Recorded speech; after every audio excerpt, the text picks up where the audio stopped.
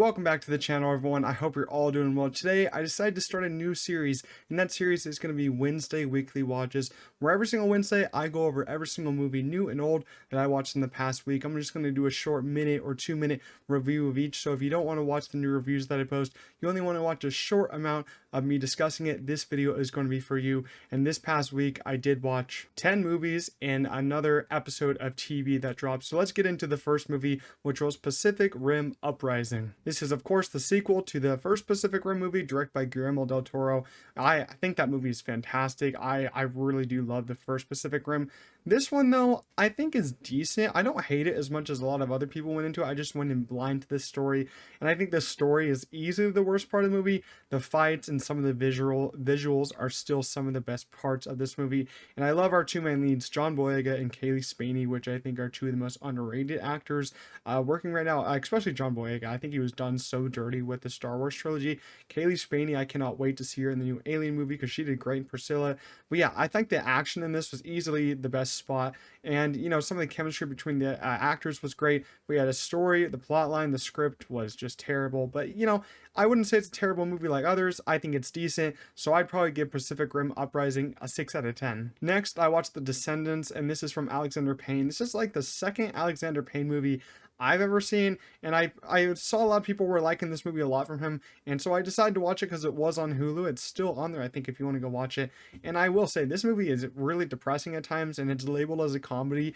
Sure, it is funny at times, but man, I don't think I would label this movie as a comedy, because some of the subjects on this movie are pretty sad, because it deals with death, and there, a lot of different tough subjects like affairs and all that. George Clooney is the lead of this movie. I think that he easily carries the movie. I love George Clooney a lot, but somehow I swear this man looks younger now than he does in this movie. And this movie was released over 10 years ago, which is kind of insane. And then you got some other great people in here, and I think my favorite part of this movie was the script. I think Alexander Payne's movies have great scripts. I'm not sure who wrote this movie, but I did enjoy the script. It did get a little long for me by the end, but I enjoyed the first half and the second half a decent amount, so I'd give the Descendants a 7 out of 10. Love Lies Bleeding was the newest 2024 movie that I watched, and I thought this was great. Another great A24 movie this year. We're gonna get so many other great ones, I think, with Civil War coming out this year, and you got Sing Sing coming out this year. I saw the TV Glow. I think it's going to be a great year for them. But Love Lies Bleeding was a true, brutal and bloody thriller with some great performances from Kristen Stewart, Katie O'Brien. It's not going to be for everyone, since there is moments of body horror. This come from the director of Saint Maud, Rose Glass. I haven't seen Saint Maud because I'm not really prepared for that much horror.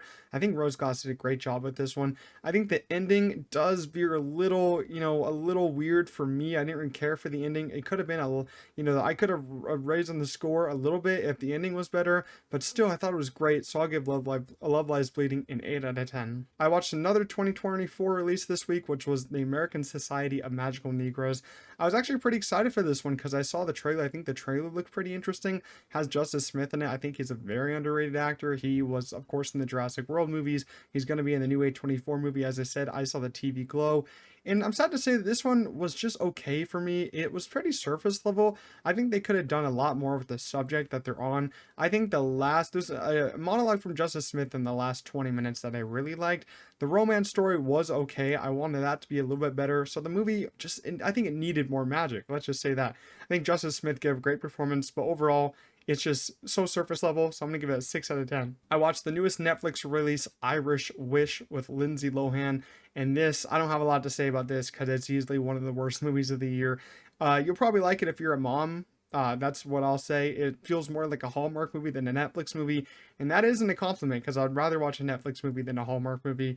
I only watched it because I watch new releases, but yeah, it's terrible. Lindsay Lohan, I think she's getting that check, but it's just a bad movie. So I'm going to give Irish Wish a 3 out of 10. I watched the original Roadhouse for the first time with Patrick Swayze to get prepared for the new Roadhouse with Jake Gyllenhaal, and this one was a great time. It's just a fun and badass movie. I know a lot of people don't like it because it is kind of silly at times, with all the ridiculous action that's going on. And if you haven't seen this, I will talk a little bit of spoilers, but man, Patrick Swayze just rips some guy's throat out, and I'm like, what the heck is going on? This is insane action, but he's seriously so badass in this movie. He's just dodging punches left and right, just owning different people.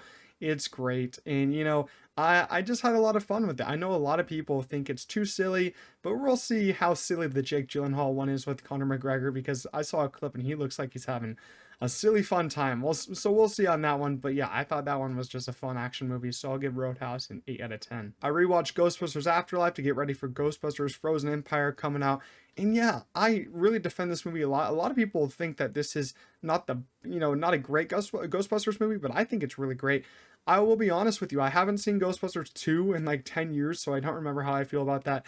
I have not stepped anywhere near Ghostbusters 2016. I don't know if I'm going to anytime soon. But yeah, Ghostbusters 1, great. Ghostbusters Afterlife, great. I think they're both just really great films just to chillax to and have fun with. Paul Rudd is easily, the standout with this movie. If Paul Rudd wasn't in this, I'd probably take the score down like 2 points. Paul Rudd makes any movie better with his just comedic timing. I think he's great. Mackenzie Grace, I think she did a great time. Finn Wolfhard, his romantic subplot I think went nowhere, which is odd because they were building it and it just didn't go anywhere by the end. It's odd how that works. Who knows what they're gonna do with that in Frozen Empire. I love the mini Stay Puft Marshmallow guys. They're just so suicidal and so funny. It's just hilarious how they're just killing themselves and killing each other and they're just laughing about it. I think that scene is literally one of my favorite scenes of all time. I think it's hilarious.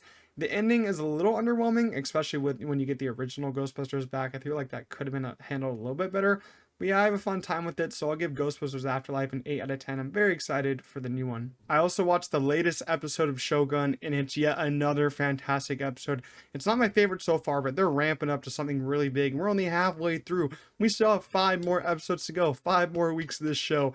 This show is a masterpiece of storytelling, character building, dynamics, action. I cannot wait for the rest of the episodes. I'm going to do a spoiler review of this show when all the episodes finally drop. I'm going to binge it again once all the episodes are out, but it's fantastic. I watched another new release, which is a pretty small new release, and it's called Snack Shack. It's a coming of age story of 2 friends who decide to run a local pool snack shack after their plan to, sell other stuff goes down the drain. They lose a lot of money, and this one surprised me a lot. This is a really great movie that's flying under the radar. Probably going to be the most underrated movie of the year. Probably going to be one of the most fun movies of the year. I think it's sitting at my number 3 on my favorite movies of the year list. It actually has some, pretty recognizable people in it too. Nick Robinson, who a lot of people do know, and Gabriel LaBelle from The Fabelmans, actually. So this is the second thing I've seen him in. And wow, just, it's full of laughter, full of love, and some heartbreaking moments in here. If you get a chance to go see this in the theaters, or, I recommend watching it on digital. It's probably going to come out pretty soon. It is a fantastic journey, fantastic coming of age movie. And, I just had a lot of fun with it. So I'm going to give that one an 8 out of 10. The last movie I watched this week, I went to go see Dune Part 2. Once again, another rewatch for me. And yes, I've seen it so many times. This is my 8th time seeing it. I've now tied my record for the most times I've seen the same movie in theaters. I'm trying to break that record. I'm trying to break it. I'm probably going to go see it once more or 2 more times. But man, I cannot get enough of this movie. This is a sci-fi masterpiece. And yes, it is my new favorite movie of all time. I'm allowed to say it after seeing it 8 times. That's not recency bias anymore. But the second half just hits so much harder. And you got the duel between Fade Routha and Paul. Timothy Chalamet, man, what a performance. Austin Butler, what a great performance. Well, I think what stands out to me the most on all these watches is just how beautiful the film looks from Greg Fraser. And it's just the score. Some of the simpler moments is just the score by Hans Zimmer, especially the love theme between Paul and Chani. I cannot get enough of this film. It's, of course, a 10 out of 10. So those are all the movies I watched this past week and 1 episode of TV. I don't watch a lot of TV, but Shogun is just keeping me really entertained. And yeah, I actually had a pretty good week for movies. Only 1 really bad movie, which was Irish Wish, and some really great movies. So let me know down in the comments, what movies did you guys watch this week? And if you did enjoy this video and this new series, make sure to leave a like, let me know. And I will be doing more episodes every single Wednesday, so make sure to subscribe and turn on notifications. As I said, hope you guys did enjoy it, and I'll see you guys in the next one. Peace out.